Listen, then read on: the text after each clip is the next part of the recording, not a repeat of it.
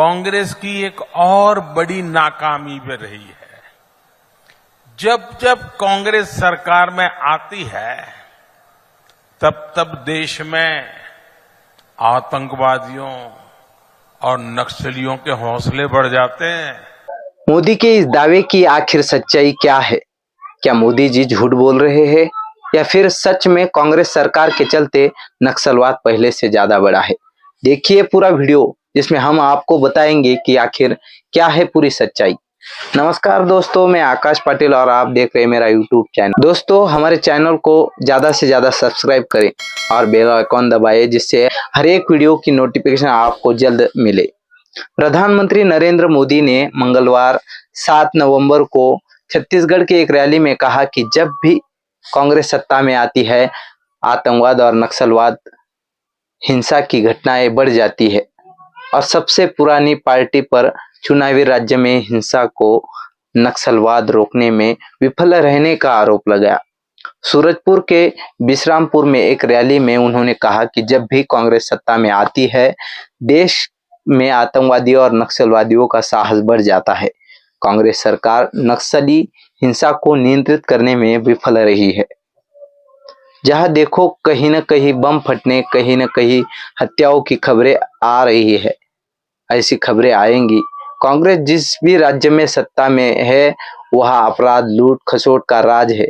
नक्सली हिंसा को रोकने में कांग्रेस असफल रही है। हाल ही के दिनों में कई भाजपा कार्यकर्ताओं को हमसे दूर कर दिया गया। कुछ दिन पहले हमारे एक कार्यकर्ता को गोली मारकर हत्या कर दी गई। हालांकि पिछले कुछ वर्षों में माओवादी हिंसा पर केंद्र सरकार के अपने आंकड़ों पर एक नजर डालते हैं। छत्तीसगढ़ में नक्सलवाद हिंसा के बारे में प्रधानमंत्री मोदी के दावे गलत साबित होते हैं। दरअसल प्रचार के दौरान केंद्रीय गृह मंत्री अमित शाह ने नक्सलवाद हिंसा में कमी देखी और इसका श्रेय अपनी पार्टी को दे दिया। गृह मंत्रालय के आंकड़ों से पता चलता है कि माओवादी हिंसा में कमी आई है। केंद्रीय गृह मंत्रालय एमएचए की वेबसाइट पर उपलब्ध आंकड़ों के अनुसार 2010 के बाद से वामपंथी उग्रवाद द्वारा मारे गए नागरिकों की संख्या में गिरावट आई है। पिछले कुछ वर्षों में नागरिकों की मृत्यु में लगातार गिरावट आई है।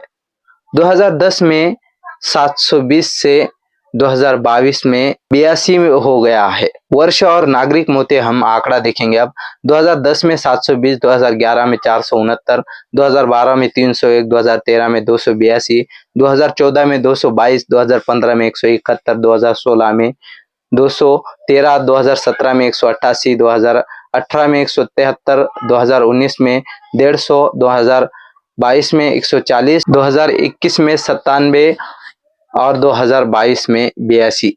ये सालाना आंकड़े हैं जिनको वामपंथियों द्वारा मारा गया। वामपंथी उग्रवाद से निपटने के लिए 2006 में बनाए गए गृह मंत्रालय प्रभाग के अनुसार केंद्र सरकार की भूमिका समग्र तरीके से, यानी पूरी तरीके से इससे निपटने की है, जबकि प्राथमिक जिम्मेदारी राज्य सरकार की है।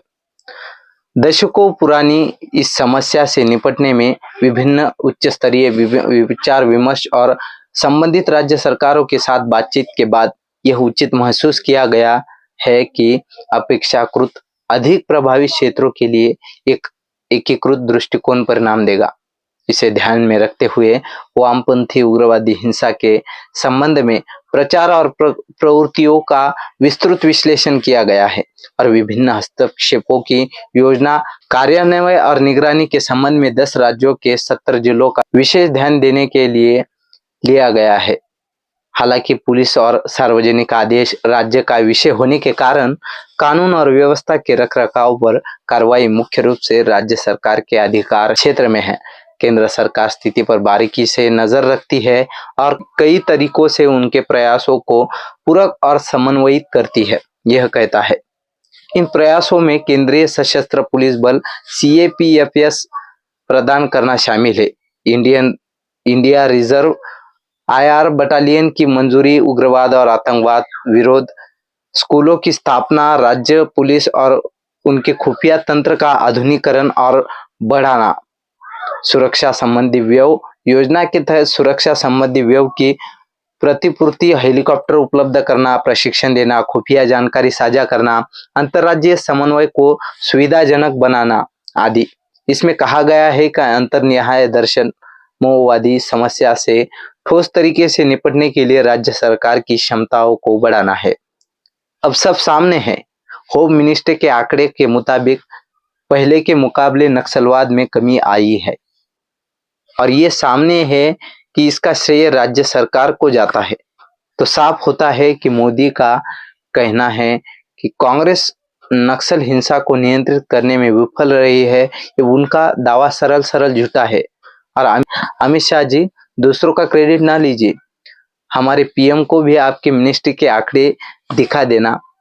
बाकी वीडियो पसंद आए तो वीडियो लाइक करें, ज़्यादा से ज़्यादा शेयर करें। मिलते हैं अगले वीडियो में, तब तक के लिए नमस्कार।